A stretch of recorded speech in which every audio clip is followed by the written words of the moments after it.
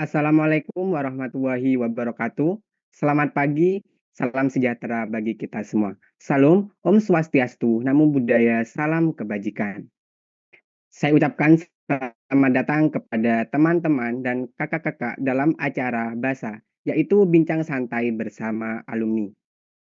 Perkenalkan, saya M. Nadif Rosidi, selaku Master of Ceremony pada pagi hari ini, yang akan memandu acara hingga acara selesai. Dalam kesempatan kali ini, kita akan berbincang-bincang bersama narasumber yang tentunya berpengalaman membahas mengenai pengalaman dunia kerja setelah lulus kuliah. Mohon izin yang terhormat, Kak Audi Ilin Atri, AMDKes, selaku narasumber pada pagi hari ini. Izin disclaimer teman-teman dan kakak-kakak bahwa acara bahasa ini adalah acara non-formal. Jadi buat teman-teman dan kakak-kakak apabila ada yang ingin ditanyakan bisa langsung menggunakan fitur raise hand atau bisa langsung lewat room chat. Baik, di sini saya akan membacakan profil singkat dari Kak Audi. Untuk yang bertugas, disilahkan. Nama lengkap Kak Audi Ilin Atri. Bisa langsung di next, langsung ke pengalaman kerja karena ada yang pertama, pengalaman magang. Yang pertama, Laboratorium Patologi Anatomi Rumah Sakit Umum Haji Surabaya selama 1 bulan. Yang kedua, Laboratorium Bakteriologi Rumah Sakit Universitas Airlangga selama 2 minggu. Yang ketiga, Palang Merah Indonesia Cabang Surabaya selama 1 bulan. Dan yang terakhir yaitu di Balai Besar Laboratorium Kesehatan atau BBLK Surabaya selama 1 bulan. Selanjutnya pengalaman organisasi. Menjadi anggota IPM PR SMA Muhammadiyah 1 Gresik. Menjadi anggota HIMA D3 Teknologi Laboratorium Medis. Riwayat pekerjaan. 2021 menjadi freelancer di Apotik Pengsud Gresik sebagai analis medis. 2021 sampai 2023 ATLM instalasi PK RSGM UNER. 2023 sampai 2024 koordinator ATLM di Laboratorium PK Rumah Sakit Gigi dan Mulut UNER. 2024 sampai sekarang Kepala Instalasi Patologi Klinik Rumah Sakit Gigi dan Mulut UNER. Selamat pagi, Kak. Selamat pagi. Bagaimana Kak kabarnya hari ini? Ya, alhamdulillah. Kabar baik. Baik, mungkin Kak Audi bisa langsung perkenalan nih ke teman-teman yang ada di room Zoom karena ada pepatah mengatakan tak kenal maka tak sayang. Jadi lebih baik Kak Audi perkenalan diri terlebih dahulu. Ya, nama saya Audi Lin Atri. Sudah sesuai tadi ya dengan ya. Jadi saya di RSGM ini dari tahun 2021 sampai dengan sekarang. Hitungannya sudah 4 tahun ya saya kerja. Baik, boleh saya tanya nih Kak, bagaimana sih Kak perjalanan Kakak bisa bekerja di Rumah Sakit Gigi dan Mulut UNER ini Kak? Ya kan waktu saya lulus tahun 2020 bulan 11 itu kan lagi COVID. Jadi memang kerjaan tuh banyak untuk analis tapi rata-rata harus di Jakarta. Sedangkan saya karena domisili di Gresik jadi agak keberatan untuk menerima pekerjaan di Jakarta. Akhirnya awalnya saya kerja jadi freelance itu dulu di Apotik Bangsud sekitar beberapa bulan. Terus saya dihubungi oleh dosen kita. Waktu itu Budwi bilang, "Dek Audi, ini ada lowongan pekerjaan di RSGM, apa berkenan?" Gitu. Akhirnya saya mendaftar dan alhamdulillah sampai sekarang saya ada di RSGM. Alhamdulillah ya Kak, kerjanya sudah enak di RSGM. Nah, Iya. mungkin dari teman-teman ada yang ingin ditanyakan kepada Kak Audi, bisa langsung raise hand.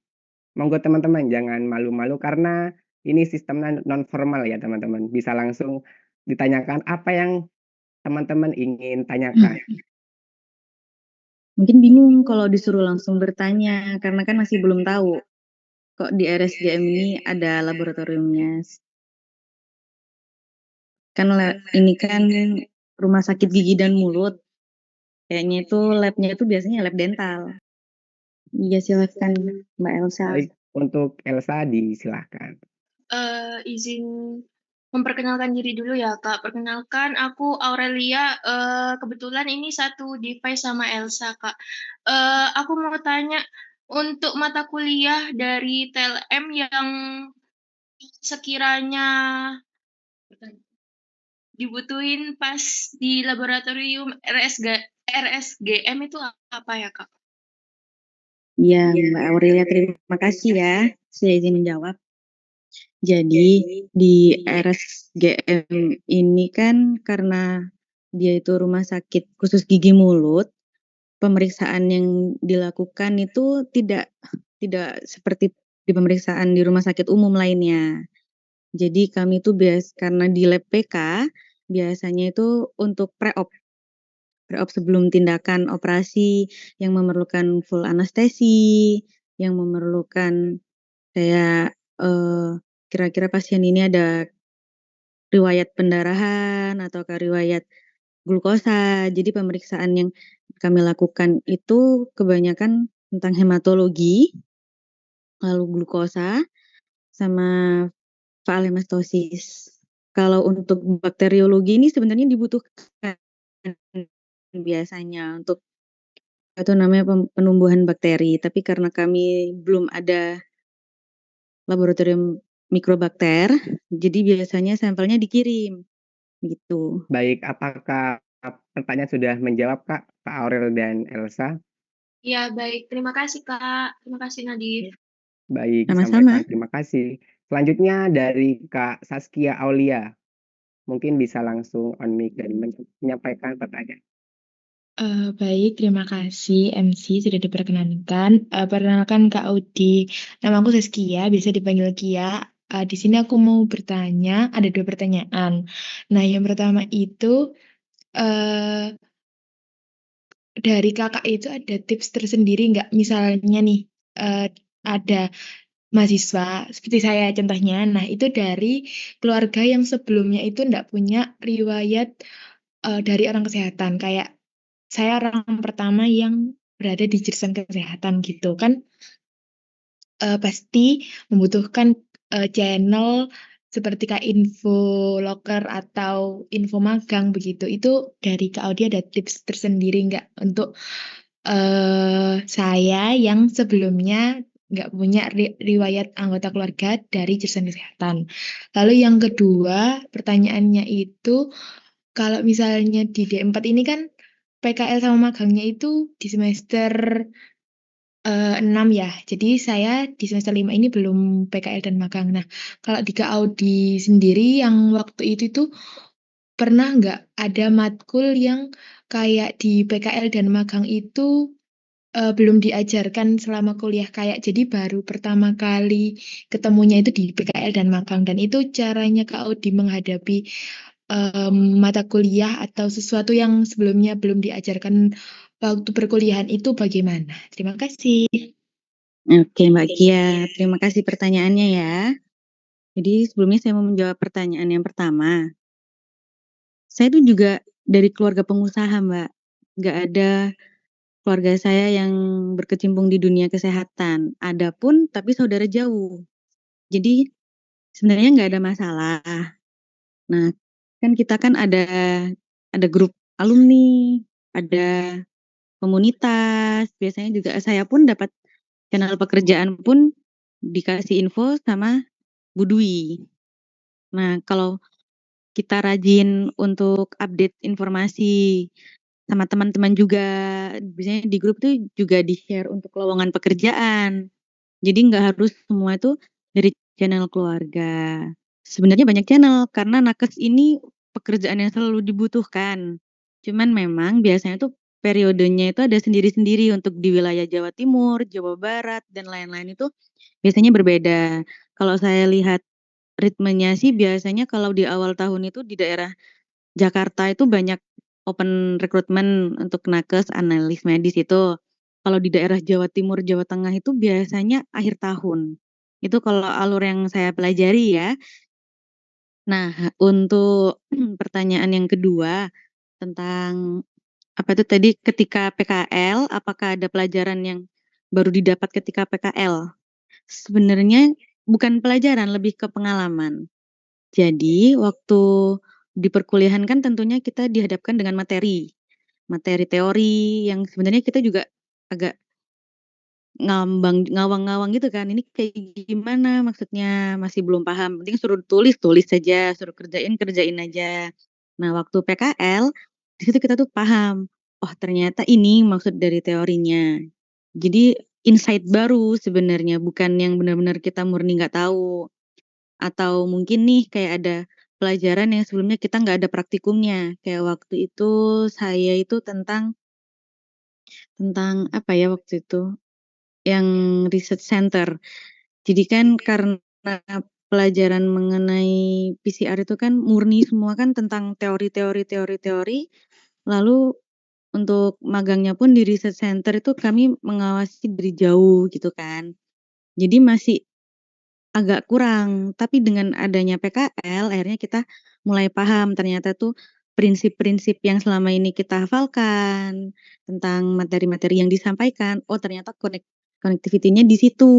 Oh ternyata ini maksudnya. Memang kalau di teori itu biasanya bahasanya lebih rumit, sama kita kan masih belum bisa membayangkan seperti apa. Nah, setelah ada magang atau PKL, di situ kita jadi lebih paham, karena kita kan mengerjakan dan melihat langsung proses pemeriksaan itu. Itu Mbak Kia. Sekiranya apa ada yang masih kurang jelas? Satu tambahan lagi, waktu Kakak mulai magang sama PKL itu ada ketakutan sendiri nggak? Karena kan itu pertama kalinya kita bertemu langsung dengan pasien dan senior sejawat seperti dari dokter, laboran atau dari profesi lainnya gitu. Untuk mengatasi ketakutan tersebut karena biasanya cuma bertemu dosen itu Itu sulit hilangnya sih. Makanya pasti tegang, apalagi ketemu pasien. Kita yang biasa plebotomi sama teman-teman aja masih banyak salahnya, masih harus ada yang berkorban, ada yang nggak dapet darah, ada yang masih entar ternyata ada kecelakaan tipis-tipis gitu kan.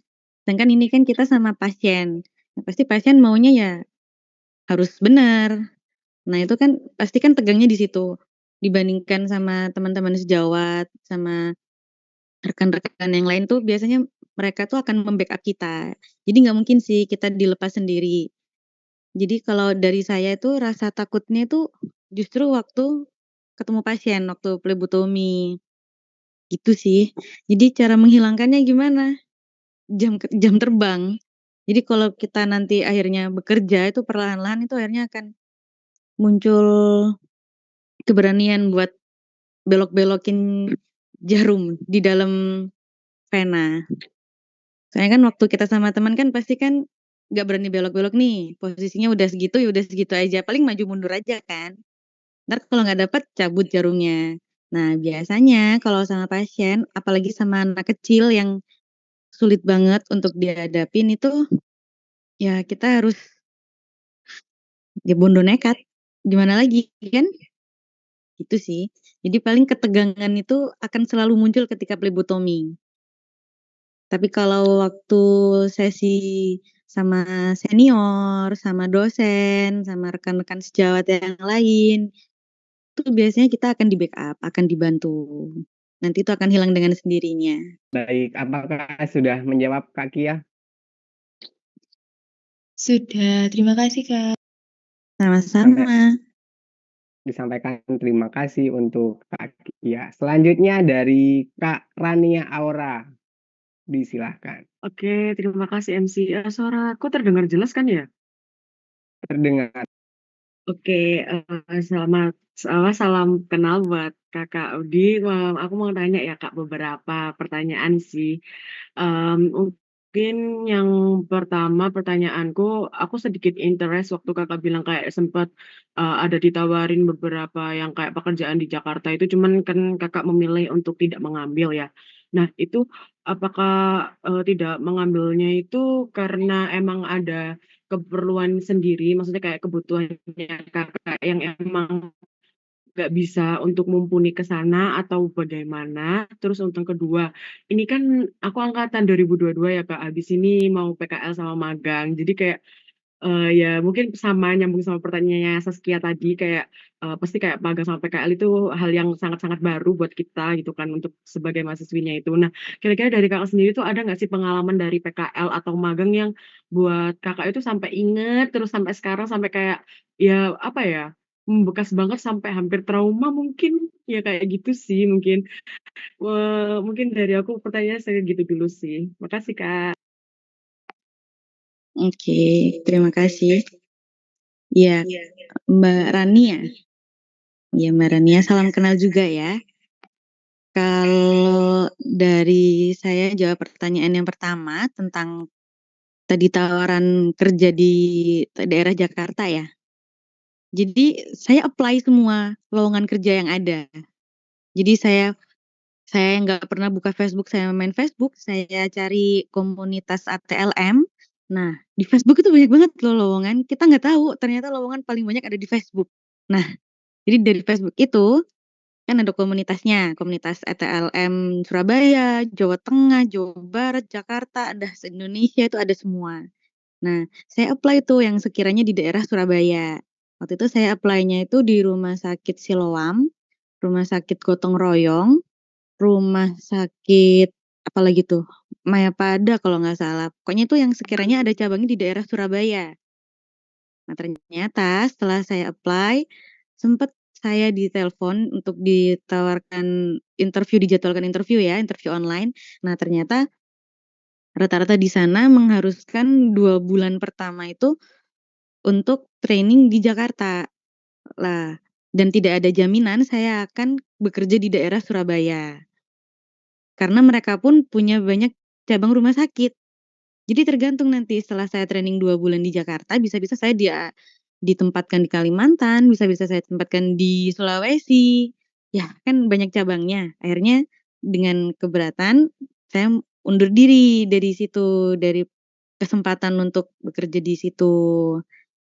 Kalau kita berani buat, apa ya, kayak mau explore mungkin teman-teman ada yang kepengen, "Ah, aku udah bosen nih di daerah sini.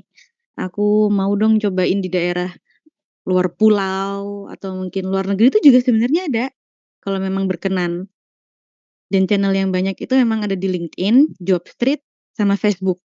Tapi yang paling update itu justru di Facebook. Dan Mayapada ini juga lagi buka banyak lowongan, gitu. Cuman biasanya tuh kan ada RSUD, ada RS swasta. Nah, beban kerja yang kita hadapi pun berbeda di 2 tempat itu tadi. Kalau RSUD, kita harus patuh dengan SOP, kita harus mengikuti alur dan omongan-omongan dari senior gitu kan. Ya lebih fleksibel sebenarnya. Nah, tapi kalau di swasta, itu bisa dikatakan kita bekerja di tempat yang VIP, melayani pasien-pasien VIP. Bahkan kemarin saya sempat masuk IGD di Mayapada itu, rekan sejawat yang nge-playbo saya tuh hampir nggak dapat. Lalu saya bilang, "Mas, nggak apa-apa Mas, ambil yang tempat lain aja," kata gini. "Maaf Bu, di sini harus 1 kali tusuk, kalau enggak nanti saya dapat surat panggilan atau apa," gitu. Gitu. Ini bukan buat nakut-nakutin ya, ini pasti yang akan diterjunkan di lapangan tentunya orang yang sudah jam kerjanya udah tinggi, gitu. Oh ya Mbak Rania, tadi pertanyaan kedua berarti tentang PKL itu ya, pengalaman yang tidak terlupakan. Jadi itu aku nggak tahu ya sampai sekarang masih ada magang di Pusvetma atau tidak. Pusvetma itu Pusat Veterinarian. Jadi itu di sana kita samplingnya hewan.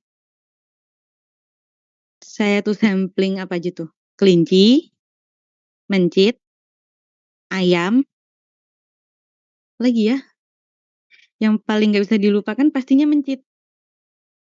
Kan geli ya, terus digigit tangan saya. Gitu sih. Jadi kalau PKL tuh sebenarnya pengalaman yang menyenangkan waktu kerja sama dengan teman-teman, kan ada kelompoknya. Nah, nanti itu biasanya kejadian yang tidak terlupakan tuh muncul di situ sih. kalau masalah dimarahin sama katakanlah nih yang kita takutin, entar kalau misalnya salah nanti dimarahin, nanti disuruh apa, entar digimanain gitu kan. Sebenarnya nggak seperti itu, pasti kalau kita melakukan kesalahan akan ditegur, tapi tentunya dengan cara yang sopan. Karena kan mereka kan juga paham, beliau-beliaunya ini paham kalau kita juga masih proses pembelajaran. Jadi tentunya akan dalam pengawasan. Begitu Mbak Rania. Aku mau nambahin satu pertanyaan boleh nggak Kak? Berkelanjutan dari yang tadi itu. Boleh. Ini ya yang barusan itu ya tentang yang sampling di hewan. Itu kan kita maksudnya waktu kita kuliah ya Kak, itu kan kita kan nggak dapet ya. Maksudnya di D4 ini kan nggak dapet sih, maksudnya kayak gimana cara sampling ke hewan atau gimana. Itu berarti nanti Kakak bakal training dulu Kak. Maksudnya apakah semua pekerjaan itu yang nanti kita mau ambil itu juga harus di-training dulu atau kayak gimana gitu? Pasti kita akan di-training dulu. Kayak mengambil darah sebenarnya tuh samplingnya itu tujuannya tuh beda. Kadang itu ada untuk mempelajari tentang reagen konvensional. Kayak dari awal adanya kayak cross match, adanya pemeriksaan HCG, itu semua kan awalnya kan berawal dari sampling dari apa ya, bahan-bahannya itu dari hewan. Nah, biasanya setelah diberikan materi itu, kalau di Puskesmas karena dihadapkan dengan banyak hewan, nanti akan diajari itu. Tapi tentunya bukan sampling yang benar-benar serius gitu enggak. Kadang kayak perwakilan, "Ayo, satu grup ada 3 yang coba sampling hewan ini, nanti yang lainnya hewan ini, yang nantinya hewan ini." Jadi lebih untuk mempelajari prinsip dari reagen sih kalau waktu itu saya. Oke, makasih Kak. Sama-sama. Baik, terima kasih Kak Rania. Selanjutnya dari Seplisa, disilahkan. Selamat pagi, Kak. Perkenalkan saya Septi, saya maba tahun ini. Saya ingin menanyakan kalau semisal berminat bekerja di lembaga atau kementerian di pemerintah, itu KL mana aja yang bisa menerima lulusan prodi TLM ini? Terima kasih. Ya, terima kasih untuk pertanyaannya Mbak Seplisa ya. Jadi kalau untuk lowongan-lowongan itu sebenarnya banyak. Dinkes, di Puskesmas, BBLK, PMI itu juga termasuk nggak ya? Banyak sih sebenarnya karena TLM ini juga salah satu garda terdepan dari Paskes ya sebenarnya. Jadi kalau kita cari-cari dari untuk kebutuhan kesehatan tuh sebenarnya ada aja. Bahkan kalau kita cari di bandara pun sebenarnya ada. Tapi itu di bagian kesehatannya. Kalau untuk lowongan dari ATLM ini sebenarnya sangat banyak, cuman memang jarang dieksplor. Paling saingan kita itu adalah dulu kan beda ada analis medis dan analis kesehatan. Nah, kalau di zaman saya tuh saya sebenarnya kan analis medis. Kalau yang analis kesehatan itu bisa kerja di BPOM. Tapi analis medis waktu itu tidak bisa karena kita tidak ada materinya. Nah, kalau yang sekarang di adik-adik D4 ini apa ada materi itu juga tentang BPOM, tentang makanan, tentang air, tentang ya lingkungan hidup. Kalau ternyata ada, itu bisa nanti berarti makin luas untuk jangkauan pekerjaannya. Gitu. Kalau di kayak riset gitu bisa nggak, Kak? Bukan Bisa. yang menangani pasien. Riset bisa, banyak laboratoriumnya. Kalau yang saya ketahui itu salah satunya tuh di research center. Itu ada kakak tingkat kita, senior-senior kita banyak yang bekerja di situ research center yang tempatnya di belakangnya RSUA Kampus C. Itu ada. Terus kayak misalnya mungkin kita nanti tertarik mungkin di lab Kesda. Itu kan biasanya yang berhubungan dengan pasien, itu kayak sampling, itu biasanya hanya awal-awal aja. Bahkan di beberapa tempat bagian plebotomi itu dilakukan oleh perawat atau enggak gitu kayak tahun pertama kerja, nanti tahun kedua akan ditempatkan di lab bakteri, ntar tahun ketiga di lab mana, ada rollingnya biasanya. Kalau mau terfokuskan di lab di penelitian ada, tapi memang biasanya itu mengikuti ngambil kayak biomol atau mungkin ngambil tentang biologi. Jadi ada aja. Oh begitu. Baik Kak, terima kasih. Ya sama-sama.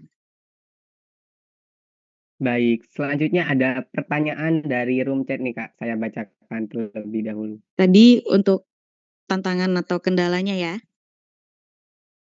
Jadi waktu awal bekerja di RSGM ini lab patologi kliniknya sempat vakum 3 atau 4 tahun. Jadi saya yang memulai semua dari awal, bikin SOP, menata alur, menyiapkan apa itu ya, parameter-parameter, sama berusaha mencari rekan.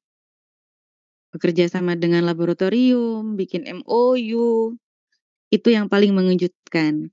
Karena saya sendiri baru fresh graduate, pengalaman yang saya punya hanyalah pengalaman sebagai freelancer plebotomis, lalu saya dihadapkan harus langsung menjalankan laboratorium yang sebelumnya telah vakum, berarti saya menghidupkan kembali, membawa nyawa kembali ke laboratorium patologi klinik, yang untungnya saya dibantu dengan teman-teman yang lain. Jadi karena di RSGM tuh analisnya sudah tidak ada, karena dirotasi di tempat lain, jadi saya dibantu oleh perawat umum, perawat dental, bagian pendaftaran, rekam medis, CSSD, logistik, saya datengin semuanya satu persatu, karena tentunya mereka juga masih belum mengenal saya. Jadi saya yang gedor pintu mereka untuk saya bertanya, kira-kira kalau dari lab PK ini apakah ada hubungan dengan unit-unit yang saya datangi, lalu apa saja yang perlu saya siapkan, ternyata saya perlu membuat SOP yang enggak sedikit, lalu saya juga harus koordinasi dengan wadir saya, karena kebetulan waktu itu penanggung jawab penunjang medis saya itu sedang ngambil studi di Korea, jadi saya langsung berhubungan dengan wadir-wadir dan petinggi-petinggi yang lain untuk mendesain lab PK yang yaitu sejujurnya sangat mengejutkan. Karena sebetulnya pelajaran Menlab itu manajemen laboratorium tuh sama saya tuh nggak terlalu saya beratkan ya. Jadi hanya materi-materi aja saya dengarkan, ikut kelas seperti biasa. Ternyata itu sangat diperlukan. Jadi saya harus buka-buka lagi materi-materi itu. Dan materi-materi di perkuliahan itu sangat-sangat membantu di dunia pekerjaan. Karena memang itu sangat berhubungan. Lalu pengalaman dalam berkarir yang merubah mindset. Kita jangan terlalu mengikuti teori ya. Kita juga harus fleksibel dengan lingkungan sekitar. Karena tentunya teori-teori yang diciptakan itu juga terbuat dari dalam lingkungan yang spesifik. Sedangkan kita kan bekerja di tempat yang berbeda-beda. Tentunya nanti kita juga harus mengikuti peraturan yang ada di lingkungan kita. Jadi jangan terlalu berpacu pada, oh tapi kalau di buku harus seperti ini, tapi harus seperti ini. Boleh kita sampaikan, tapi tentunya kita harus menerima opini-opini yang lain. Kenapa kok tidak seperti itu? Kenapa sebaiknya yang dilakukan seperti ini? Tentunya senior-senior kita yang lebih berpengalaman mempunyai alasan. Begitu. Saya lanjut ke pertanyaan selanjutnya ya. Mbak Anissa Rosiah. Kan permisi Mbak, izin mau bertanya, sekarang kan Mbaknya sudah jadi kepala instalasi. Nah, proses dari awal hingga mendapat posisi seperti sekarang apa saja? Mungkin itu. Jadi karena saya yang setelah 3 tahun tidak ada instalasi patologi klinik, lalu tiba-tiba ada saya. Meskipun ada 2 tim saya yang baru, akhirnya saya dipercaya untuk menjadi kepala instalasi. Mungkin ya karena saya yang memulai ya. Kalau di tempat lain, tentunya prosesnya akan berbeda. Karena biasanya kan di tempat lain sudah terbentuk instalasinya, sudah terbentuk hierarkinya. Sedangkan kalau saya dimulai dari hierarki itu saya sendirian, hingga akhirnya terbentuk beberapa tim. Jadi masih berhubungan ya dengan jawaban saya sebelumnya. Kalau bagaimana cara menghadapinya ya dilakukan aja sih. Soalnya mau nggak mau kan kita harus tetap survive gitu. Pertanyaan Baik, selanjutnya. selanjutnya dari Cantika Trisna, Kak. Bisa langsung on. Jadi Kak, nanti itu apakah kita ada KKN seperti jurusan-jurusan lain atau nggak ada dan diganti dengan PKL atau magang itu? Terus yang pertanyaan kedua itu, apakah benar ada nggak di TLM UA itu nanti waktu semester akhir ada ujian OSCE? Soalnya saya lihat di prodi TLM di Poltekkes itu ada ujian OSCE seperti kedokteran gitu Kak. Terima kasih. Ya, terima kasih ya Mbak Cantika. Kalau ketika saya kuliah, itu memang tidak ada KKN. Jadi memang ya kita melakukan PKL itu tanpa adanya KKN. Kalau untuk yang tindakan serupa paling Baksos, dan Baksos itu pun program dari Himanis gitu.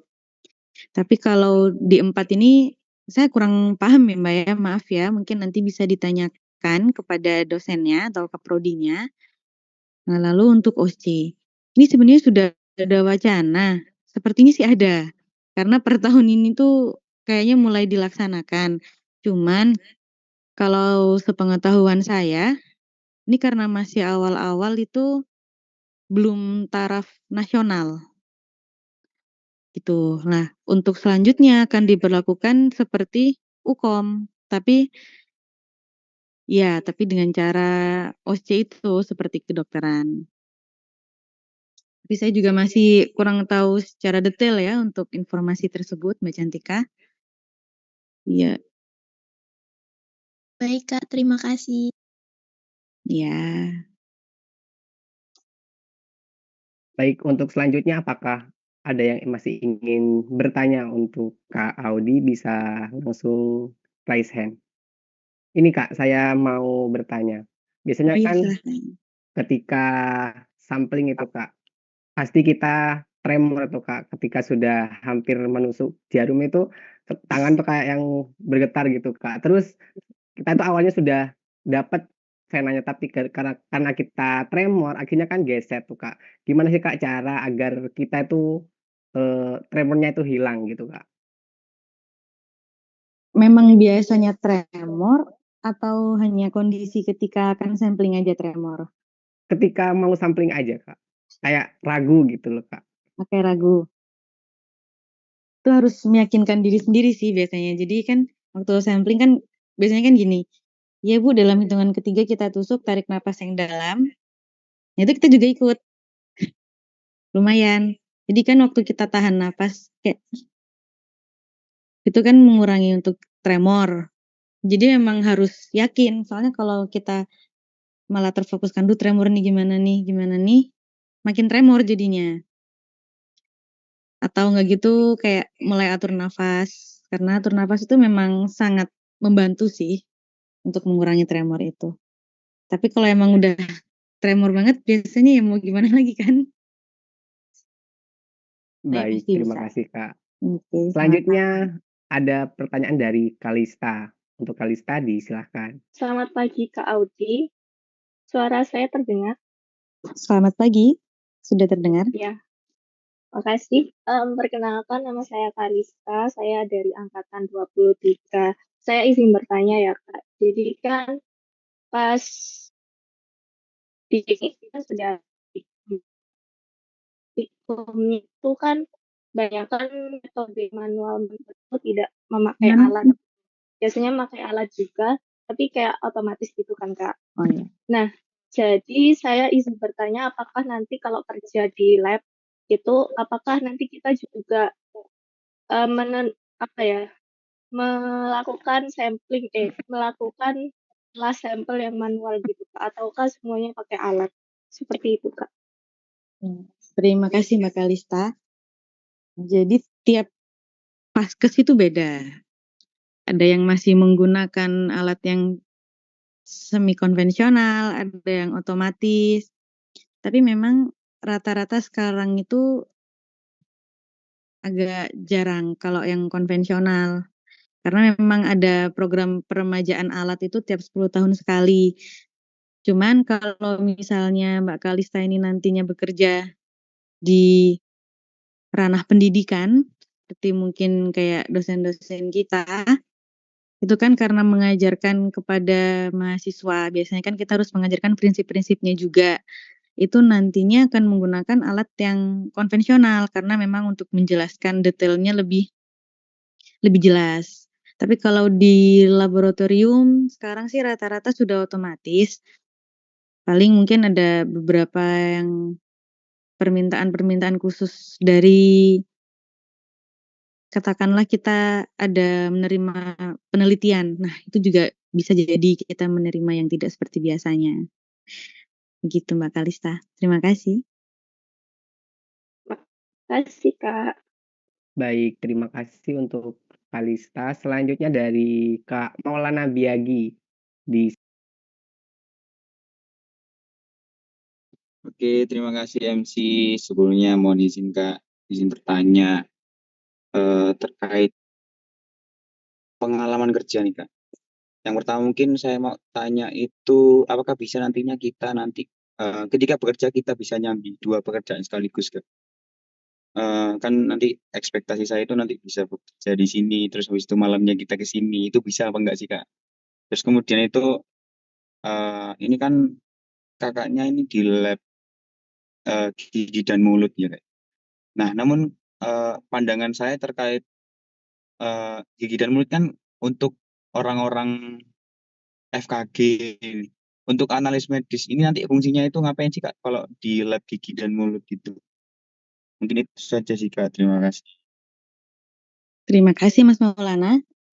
Jadi kalau di ATLM ini memang maksimal dalam satu nama bisa menggunakan 2 SIP, surat izin praktek. Jadi kita bisa bekerja di 2 tempat yang berbeda. Nah, kalau untuk perizinannya biasanya begini, kalau kita sudah bekerja di pemerintahan itu untuk pekerjaan kita yang satunya di swasta. Jadi memang ada peraturan seperti itu dari pemerintah. Tapi kalau memang satunya katakanlah di puskesmas, nanti malamnya bekerja di lab swasta, itu tidak ada masalah. Asalkan kita bisa manage waktu dengan baik. Teman-teman saya pun ada beberapa yang kerjanya double. Satunya nanti dia di lab swasta atau di klinik, nanti paginya dia di puskesmas atau di rumah sakit di RSUD gitu masih ada. Kalau setahu saya TLM ini maksimal menggunakan 2 SIP. Kalau dokter tuh setahu saya 3. Gitu. Lalu membantu menjawab untuk pertanyaan yang selanjutnya. Jadi memang karena ini rumah sakit khusus gigi dan mulut. Jadi lab yang difungsikan itu tidak banyak. Jadi untuk generalnya RSGM ini akhirnya ada laboratorium patologi klinik untuk membantu pemeriksaan pre-op. Karena kan ada jadwal untuk operasi. Nah, di situ biasanya memang diharuskan ada pemeriksaan untuk hasilnya blood gas, untuk faal hemastosis, untuk hematologi. Jadi memang tidak sebanyak atau serame di rumah sakit umum ya. Karena memang pemeriksaan yang kami lakukan pun terfokuskan hanya kebutuhan gigi. Sedangkan kebutuhan gigi kan terbatas dan bisa dikatakan tidak kompleks, jadi tidak harus menggunakan banyak parameter. Maka dari itu, diperlukan kerjasama dengan laboratorium lain jikalau kondisi pasien ini ternyata punya kelainan jantung, punya kelainan paru-paru yang tentunya akan berbahaya jika tetap dilakukan operasi seperti biasa tanpa adanya pengawasan. Nah, untuk RSGM ini kita kerjasama dengan BBLK dan juga lab granostik. Jadi kita biasanya tetap sampling di RSGM atau mungkin pasien mau langsung sampling sendiri, berangkat ke BBLK juga bisa. Untuk nanti hasilnya akan tetap dikonsultasikan dengan dokter kami di RSGM. Begitu Mas Maulana. Semoga menjawab ya. Oke, baik, terima kasih Kak. Mungkin ada satu pertanyaan lagi sih Kak dari saya. Ini Iya. kan kita di kuliah kan diajarkan parasitologi, herpetologi dan lain sebagainya, imunologi. Kemudian nanti di dunia kerja itu apakah kita habis itu keterima di lab PA nantinya apakah ada kemungkinan beberapa tahun kemudian kita dipindahkan ke imunologi atau ke parasitologi seperti itu Kak? Atau kalau kamu udah di lab PK nantinya kamu akan seterusnya ke lab PK itu seumur hidup di lab PK. Oh ya, terima kasih Mas Nadif. Jadi ini nanti kembali lagi di kebijakan tiap vaskes yang tempat kita bekerja. Kalau teman saya yang bekerja di RSUA, itu ada sistem rollingnya. Jadi awalnya dia masuk ke sana di laboratorium mikrobakter, lalu sekarang dia ditempatkan di PK, ada yang ditempatkan di tempatnya parasitologi. Begitu pula dengan yang berada di lab Paramita atau Prahita. Nah, tapi kalau yang Prahita itu setahu saya itu ditempatkannya nanti di tiap alat. Nah, nanti juga akan sistemnya rolling. Jadi biar kita masih bisa mengingat-ingat pelajaran yang sebelum-sebelumnya itu biasanya ada rolling tiap berapa bulan atau berapa tahun sekali. Kecuali kalau nanti Masnya seperti saya bekerja di rumah sakit yang hanya ada satu instalasi laboratorium, ya akan di situ terus. Atau bisa juga seperti senior saya sebelumnya yang bekerja di RSGM, lalu ditarik oleh RSKI karena butuh bantuan, akhirnya dia ditarik di RSKI. Itu nanti juga kembali lagi di kebijakan rumah sakit ataupun instansi tempat kita bekerja. Gitu Mas Nadif.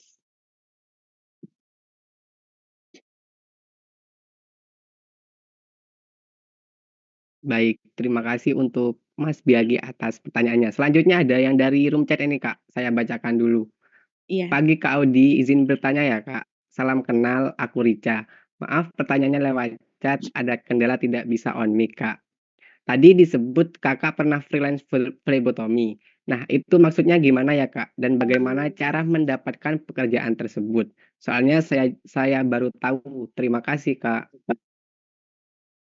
Ini pertanyaan dari Jurika Kak, karena orangnya berhalangan untuk on mic. Oke.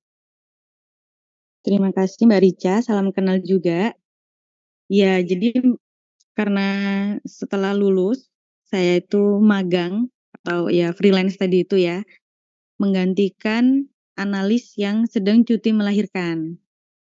Nah, kebetulan di tempat praktek dokter itu tidak ada laboratoriumnya. Tapi karena itu untuk pemeriksaan dokter spesialis saraf, jantung, dan paru, jadi membutuhkan analis untuk sampling yang kemudian nanti sampel darahnya itu atau spesimennya dikirim, akan ada kurir yang mengambil. Nah, jadi biasanya saya di situ juga sebagai asisten dokter juga awal-awalnya itu tensi, terus EKG. Saya sebelumnya belum pernah EKG, jadi belajar EKG pertama waktu di situ, di Apotik Pangsut. Meskipun namanya apotik, tapi yang di situ itu ada praktek dokter keluarga. Satu keluarga itu spesialisnya berbeda-beda, dan mereka tidak membuka laboratorium sendiri, tapi memang bekerja sama dengan laboratorium pacar yang ada di Surabaya. begitu. Jadi di situ selain saya terima pasien, ya saya juga sampling untuk kemudian kurir akan mengambil sampel darahnya dan dikirim ke Surabaya, begitu. Kalau plebotomi ini kan sebenarnya kan ada pelatihannya sendiri ya. Nanti itu biasanya untuk itu ada waktu sendiri. Jujur saya belum sempat mengikuti pelatihan itu karena masih sibuk, begitu.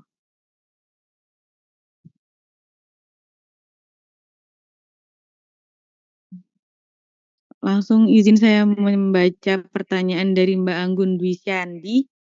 Permisi Kak, izin bertanya, saya maba. Kalau untuk maba biasanya kan masih mata kuliah prodi yang dasar. Itu sudah ada praktikum atau belum ya Kak? Sudah ada. Dari awal sudah pengenalan praktikum. Seingat saya langsung ada hematologi kalau nggak salah. Nanti memang ada praktikumnya, tapi memang belum sedetail yang di semester-semester lanjutan.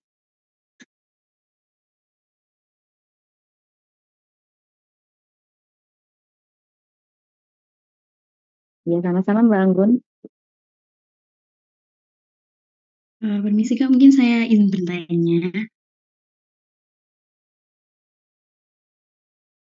Kan ini kakaknya ini terakhir pendidikan itu D3 ya Kak. Apakah Kak ada ingin melanjutkan untuk D4 atau mungkin nanti ke jenjang berikutnya atau hanya di D3 aja dan menjalani pekerjaan yang sekarang? Mungkin itu dari saya.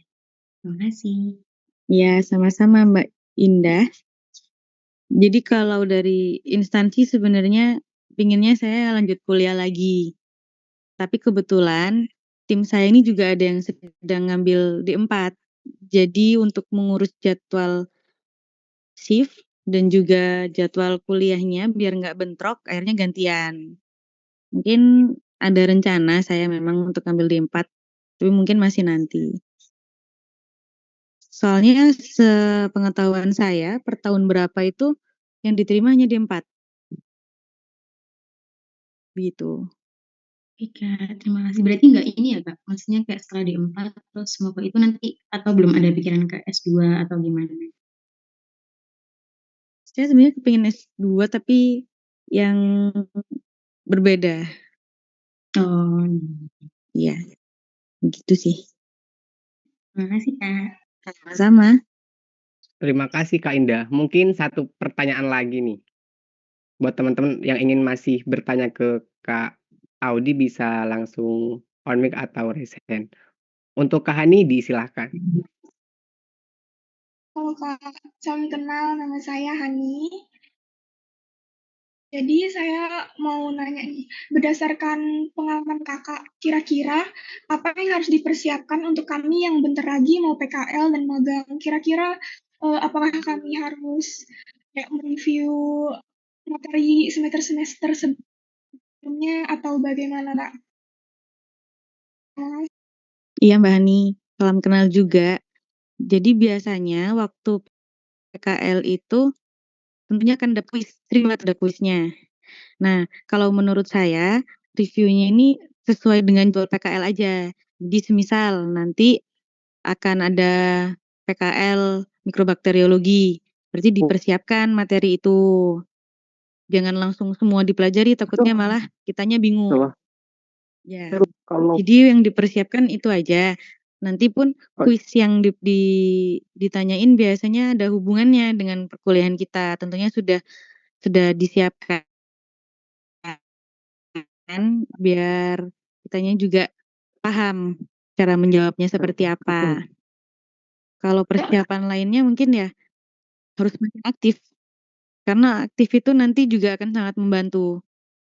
Jadi biar para pengajar-pengajar itu notice kalau kitanya juga memperhatikan dan tertarik dengan apa yang mereka sampaikan. Begitu Mbak Ani, terima kasih ya. Terima kasih kembali Kak. Baik, ini ada satu pertanyaan lagi Kak dari Kak Maulana Biagi. Mungkin sebagai penutup nih Kak. Untuk Maulana Biagi disilahkan. Oke, terima kasih Nadir. Mungkin pertanyaan saya singkat saja sih Kak. Menurut Kak sendiri kita sebagai eh, D4 TLM ini, menurut Kakak nanti di dunia pekerjaan itu mudah mencari kerja atau sulit, eh, istilahnya itu lama gitu Kak untuk mendapatkan kerja ketika nanti kita lulus gitu Kak. Mungkin itu saja sih Kak. Oke, terima kasih untuk Mas Maulana. Jadi untuk lowongan analis ini sebenarnya masih banyak dibutuhkan, Mas. Dan karena prodi kita sendiri itu nggak banyak di Indonesia, itu jadi pastinya dengan banyaknya kebutuhan tenaga, dengan jumlah kita yang juga tidak sebanyak profesi yang lain, tentunya relatif lebih cepat sebenarnya. Cuman kembali lagi di alurnya itu, kalau Mas Maulana pengen bekerja di Jakarta, atau di Jawa Tengah, atau di Jawa Timur, atau di luar pulau, yang pasti harus rajin-rajin cek di Instagram, atau di Facebook, atau di LinkedIn, atau di Jobstreet. Kalau di LinkedIn sih sepaham saya masih belum banyak untuk lowongan-lowongan kebutuhan ATLM ini. Yang banyak justru di Jobstreet dan juga di Facebook. Karena lowongannya banyak ya tergantung aktifnya kita. Apakah kita aktif untuk mendaftar, apakah kita aktif untuk mencari informasi. Karena apalagi kalau Mas Maulana ini kan laki-laki ya.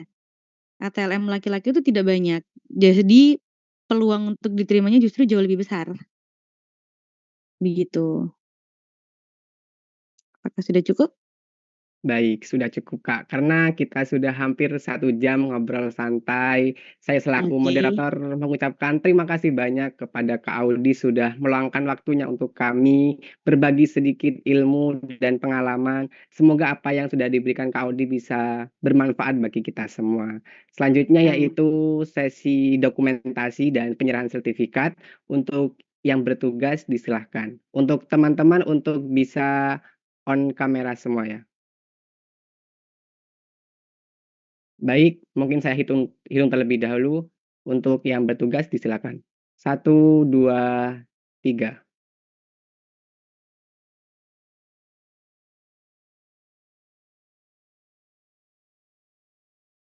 Slide selanjutnya.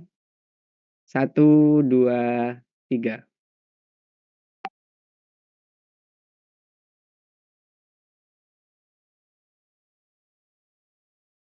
Slide terakhir. 1, 2, 3. Baik, terima kasih Kak dan teman-teman semua. Baik, terima kasih kepada panitia yang bertugas. Demikian acara pada pagi hari ini. Terima kasih kepada teman-teman yang sudah hadir dan memberikan waktunya untuk mengikuti acara Bahasa pada pagi hari ini. Saya selaku MC dan panitia yang bertugas minta maaf jika ada salah kata yang disengaja maupun yang tidak disengaja. Kami pamit undur diri. Wassalamualaikum warahmatullahi wabarakatuh. Waalaikumsalam warahmatullahi wabarakatuh.